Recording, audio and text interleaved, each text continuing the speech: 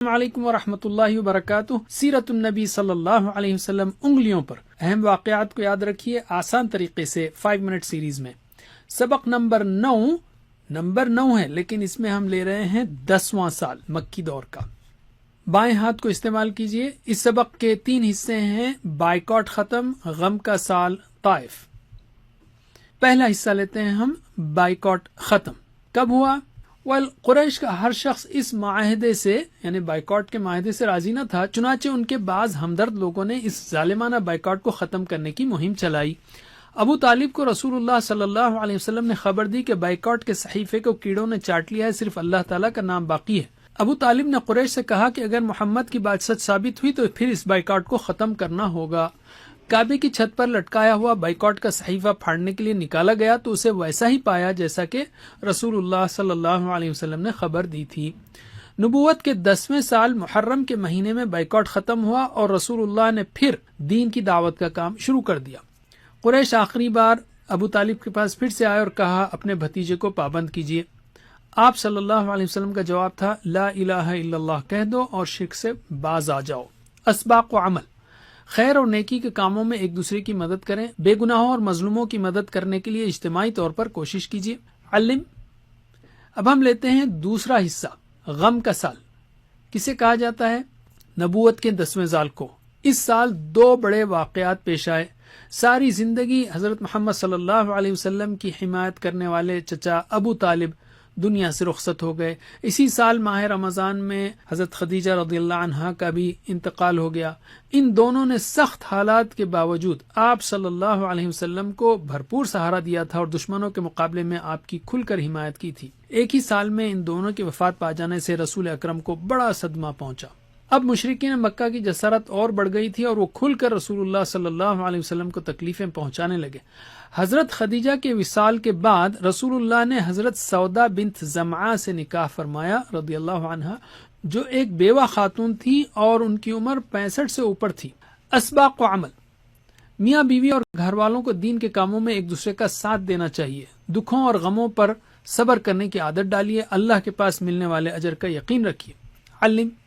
اب ہم لیتے ہیں تیسرا حصہ، طائف کا سفر۔ مکے والوں سے مایوس ہو کر اللہ کے حبیب صلی اللہ علیہ وسلم نے شوال سن 10 نبوی میں طائف کا سفر کیا۔ طائف مکہ سے تقریباً 100 کلومیٹر دور واقع ہے۔ آپ کے غلام حضرت زید رضی اللہ عنہ اس سفر میں ساتھ تھے۔ راستے میں جس قبیلے سے گزر ہوتا رسول اللہ اسے اسلام کی دعوت دیتے۔ رسول اللہ نے طائف کے سرداروں کو بھی دعوت دی مگر کسی نے بھی اسلام قبول نہ کیا۔ انہوں نے آپ صلی اللہ علیہ وسلم کے پیچھے شریر اور اوباش لڑکوں کو لگا دیا جو آپ کو گالیاں دیتے اور آپ پر پتھر پھینکتے۔ آپ کی مبارک ایڑیوں پر اتنے زخم آئے کہ دونوں جوتے خون میں بھیگ گئے۔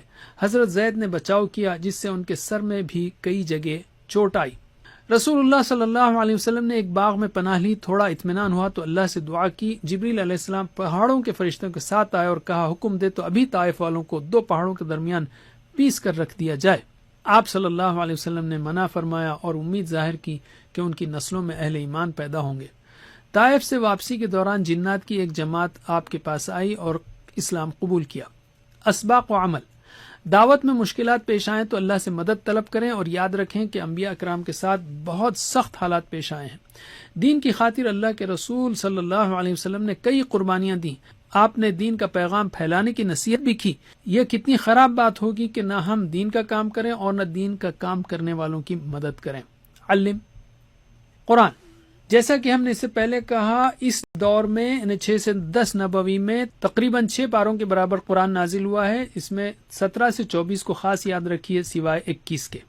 اور یہ بھی یاد رکھیے کہ اس سختی اور مشکلات کے دور میں آپ صلی اللہ علیہ وسلم ان صورتوں کو کس کیفیت کے ساتھ تہجد اور دیگر نمازوں میں پڑھتے ہوں گے اور صحابہ کو سناتے اور سکھاتے ہوں گے، اور صحابہ بھی ان صورتوں سے کس طرح ایمانی قوت حاصل کرتے ہوں گے۔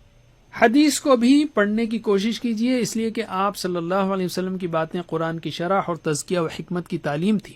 ارادہ کیجیے کہ اس سال کم از کم کوئی ایک کتاب ضرور پڑھیں گے حدیث کی انشاءاللہ۔ تو اعادہ کرتے ہیں ہم نبوت کے 10ویں سال کے ہم نے 3 اہم موضوعات سیکھے۔ تو بائیں ہاتھ کے انگوٹھے پر پریکٹس کیجیے، بائیکاٹ ختم، غم کا سال، طائف کا سفر، یا مختصراً بائیکاٹ ختم، غم اور طائف۔